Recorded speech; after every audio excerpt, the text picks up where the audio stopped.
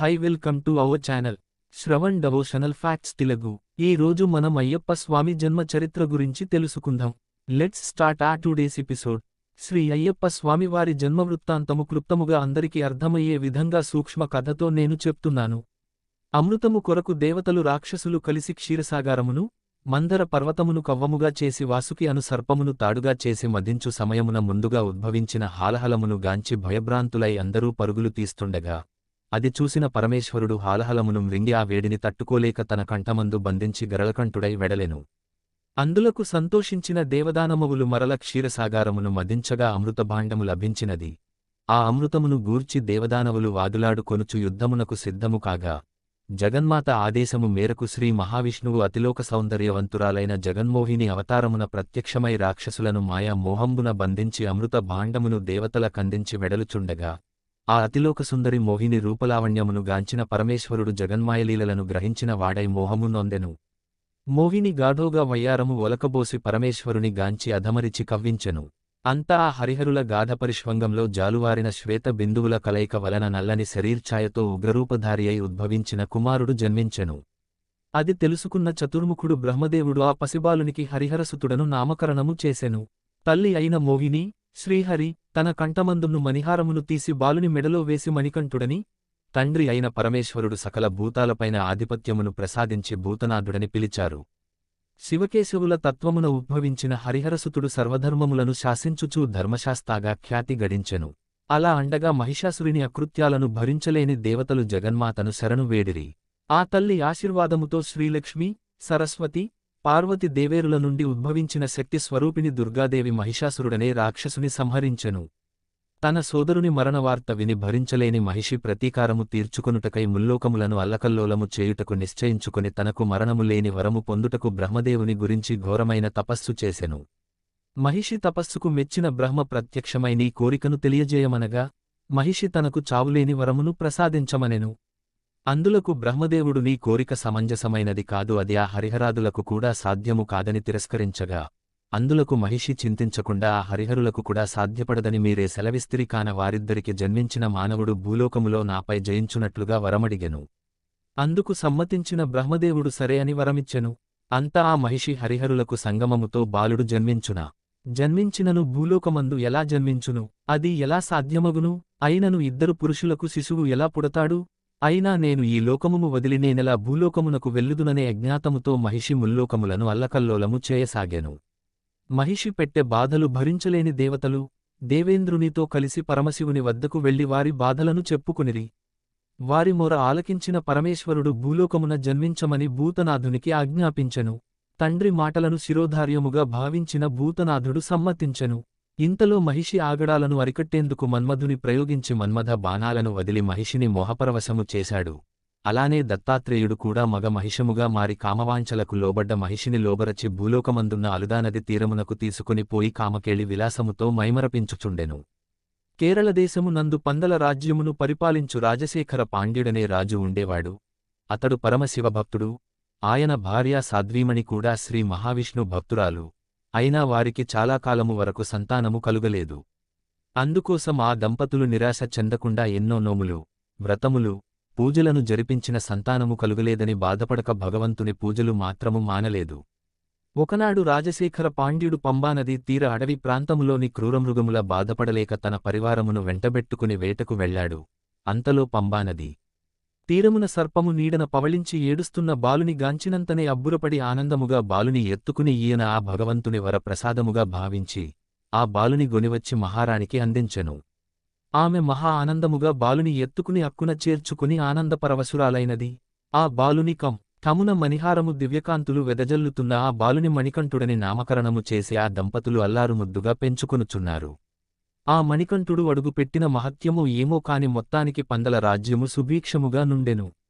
అంతనే కాక పందలరాణి కూడా గర్భము దాల్చి ఒక కుమారుణ్ణి ప్రసవించెను. వారి ఆనందములకు అవధులు లేకుండెను. మణికంఠునికి 5వ ఏట రాగానే అక్షరాభ్యాసము గావించి విద్యాభ్యాసమునకు గురుకుల ఆశ్రమమునకు పంపిరి. అక్కడ మణికంఠుడు అనతికాలములోనే సకల విద్యలు అభ్యసించి సకల శాస్త్రపారంగతుడై గురుదక్షిణగా గురుపుత్రునికి మాటను మరియు దృష్టిని ప్రసాదించెను. ఇంతలో ప్రజలను భయభ్రాంతులు చేస్తున్న వావరు అను బందిపోటు దొంగను ఎదుర్కొని అతనిని మణికంఠుడు ఓడించి తన భక్తునిగా మార్చి స్నేహితునిగా చేసుకొనెను. మణికంఠుడు దినదిన ప్రవర్ధమానమై దివ్యకాంతులు వెదజల్లుతున్న మణికంఠుని చూసి ఓర్వలేని మహామంత్రి సింహాసనము తనే అధిష్ఠించునేమో అనుకుని ఎలాగైనా తనని తప్పించాలని అనేక పన్నాగాలు పన్నెను. ఇంతలో మహామంత్రి మహారాణి వద్దకు పోయి తమ సొంత కుమారుడు ఉండగా ఎక్కడో దొరికిన అనామకుడికి సింహాసనము అధిష్ఠించి యువరాజుగా పాలించే అర్హత లేదు యను నెపంతో రాణిగారికి దుర్బోధ చేసి మహారాణి అనుజ్ఞతో మణికంఠునికి అనేక కష్టాలు పెట్టించెను. కేరళ రాజ్య మాంత్రికులచే మహామంత్రి అనేక ప్రయోగములు చేయించగా పరమేశ్వరుడు అడ్డుకుని మణికంఠుని కాపాడేవాడు. అంతటితో చాలక మహామంత్రి విష ఆహారమును పెట్టించెను.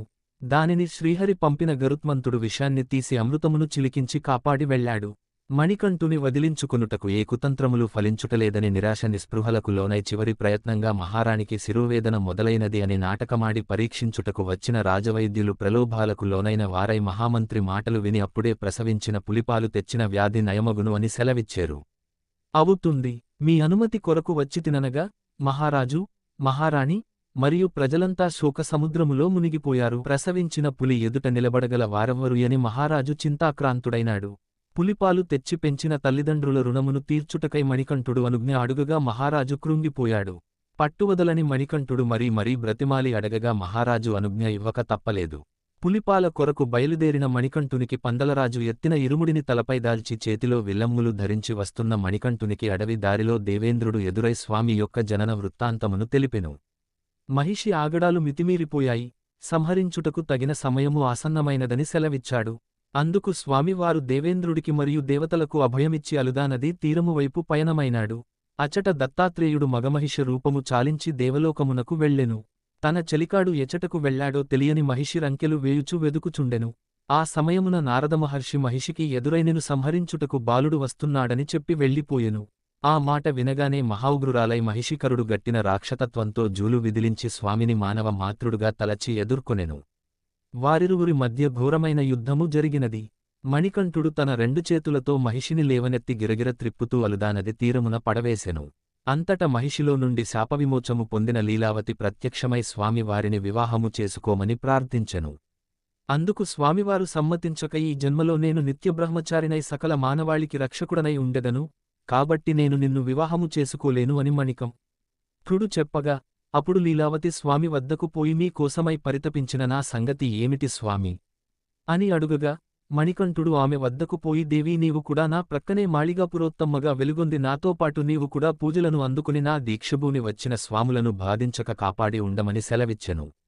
అప్పుడు మంజుమాతాదేవి స్వామివారితో మన వివాహము సంగతి చెప్పండి అని అడుగగా దేవి మొదటిసారి మాలధరించి కన్యస్వామిగా 41 రోజుల దీక్షభూని ఇరుముడి తలపై దాల్చి నా సన్నిధికి రారో అప్పుడు మనము వివాహము చేసుకుందామని స్వామివారు మంజుమాతకు మాటిచ్చారు.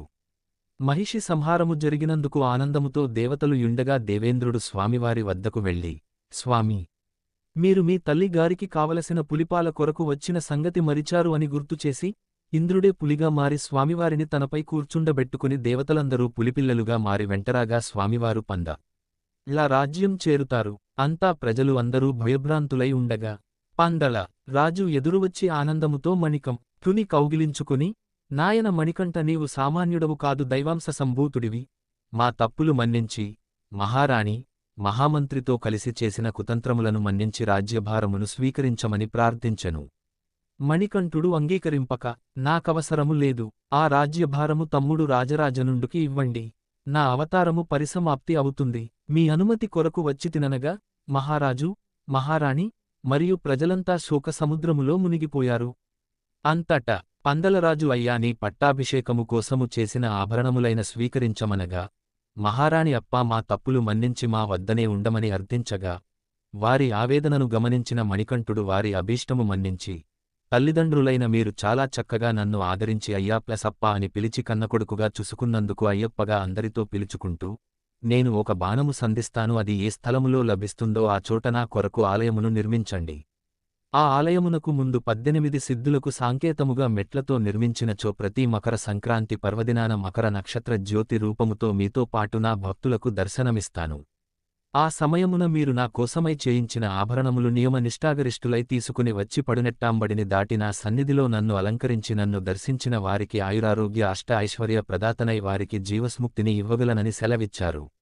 స్వామివారు చెప్పిన విధంగా భక్త శబరికి మోక్షమిచ్చుటకు పంబానది తీరాన శబరితల్లి తపస్సు చేసిన స్థలము ఎంచుకుని ఆ స్థలానికి శబరిమలై అని పిలుచుకుంటూ అదేచోట ఆలయమునకు ముందర 18 మెట్లతో పందలరాజు రాజశేఖర పాండ్యుడు ఆలయాన్ని నిర్మించారు.